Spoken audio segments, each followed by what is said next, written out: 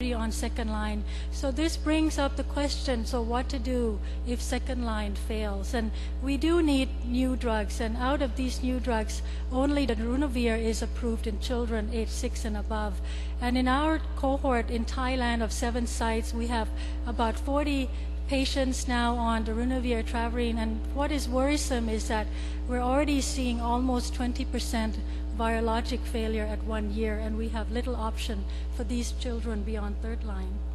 How about other complication? Neurocognition is very important. Children have growing brains, and if we start treatment too late, that may affect their IQ. Metabolic and bone complications are common. A recent study in Thailand showed that 20% of children on treatment have low bone mineral density. And lack of immunity is something sometimes we forget. And in a group of Thai children who got hepatitis B vaccination during infancy, we found that 10% of the infected children have immunity, and these children need re-immunization. So children and youth have to deal with many issues, and psychosocial support is an integral part of caring for children. It is equally important, probably more important than the medical component. They usually come from poor families. There's more than one person who's infected. Once you see a child that has infection, they have to deal with stigma, discrimination, significant stress. It's difficult to disclose HIV of the child's own diagnosis, the parent's diagnosis to the child. Many patients have lost their parents, and they have to be taken care of by caregivers who may not want to take care of them, and these people may have poor attitude. Parents themselves may have poor parenting skills. In the Asian culture, oftentimes children have no say and adults are always right. So when they're young, they have no way out and nowhere to go. And we see when they reach teenage years, there's a lot of delinquency and sexual problems. I'd just like to bring up one psychosocial issue is retention in school, because if children are not in the formal school situation, this is a major obstacle to transitioning into the adult workforce. In our program, despite having psychosocial program support, 3 full-time social workers to help the children, we still see 14% of children that are not in the school system, and these children are at risk for poor adherence, for delinquency. So we're looking at possible interventions by involving caregivers, motivating children, bringing children who have success story, who've been in university, to motivate the other children, have support, have guidance from educational expert, and provide financial support. So what are the lessons learned from the region? We know that infants need immediate treatment. We have to make sure we can diagnose them early, have lopinavir, ritonavir to treat them. Older children may be a different story, and we have to look to see what is best for each family. And if we want to defer, we have to do frequent CD4 monitoring. Treatment failure, organ system involvement, we're already seeing this. These require monitoring and intervention, and psychosocial support is an integral part of pediatric care. So what happened to our children? The 3-month-old healthy girl was started on lopinavir. She did not have NNRTI mutation at the start of ART, and we will be switching her to nevirapine once she has about 6 months of virologic suppression. The 5-year-old boy had CD4 of 320 and 19%. Although he fits the initiation criteria for ART, his family situation was in chaos. It was unclear who would be the primary caregiver for him. We and the family elected deferred treatment. He's continuing to receive CD4 monitoring, and he's doing well.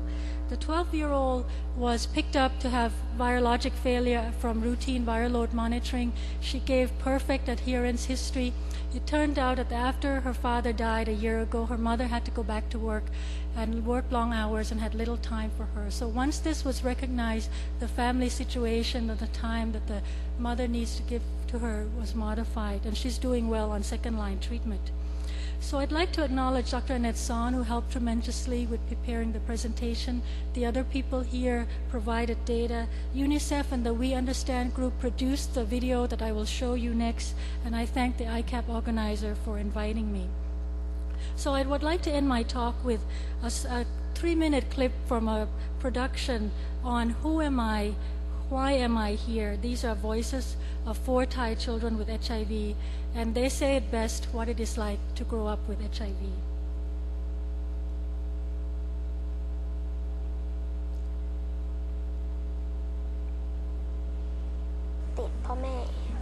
น้ำนม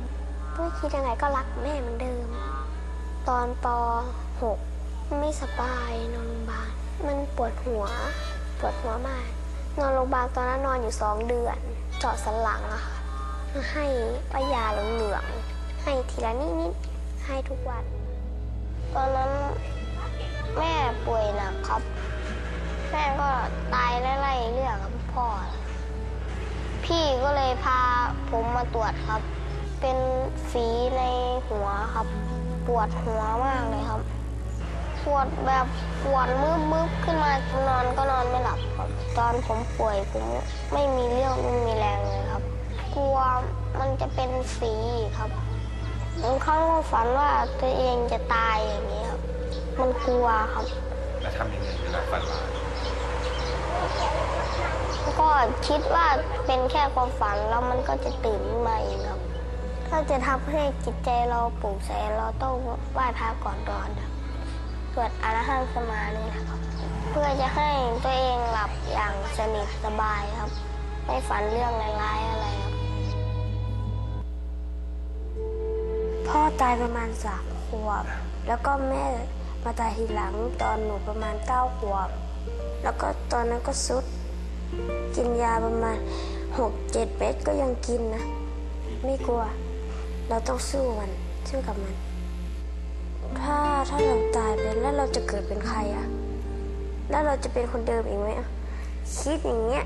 แล้วก็เราก็ไม่อยากตายไงเพราะว่าชีวิตของเรามีครั้งเดียว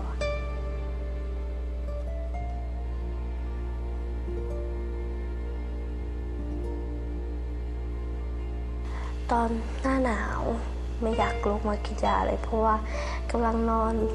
แบบอุ่นมากนาฬิกาปลุกก็ไม่อยากจะลุกมันเป็นเรื่องที่น่าเบื่อมากเราต้องกินทุกวันแล้วก็ตรงเวลาถ้าใกล้จะถึงเวลาเราไปเล่นกับเพื่อนเนี่ยก็กลัวเพื่อนสงสัยเหมือนกันแต่ตอนนี้ก็ชินแล้วเป็นชีวิตประจำวันกินเพื่อไปต้านเชื้อไม่ให้เข้าไปทำลายร่างกายเรามากไม่คิดอยากจะเลิกแต่อยากจะคิดคนสูตรยาที่กินแล้วแบบกินเม็ดนึงแล้วนานได้1-2 เดือนเนี่ยไม่ต้องกินบ่อย Thank you very much for your attention.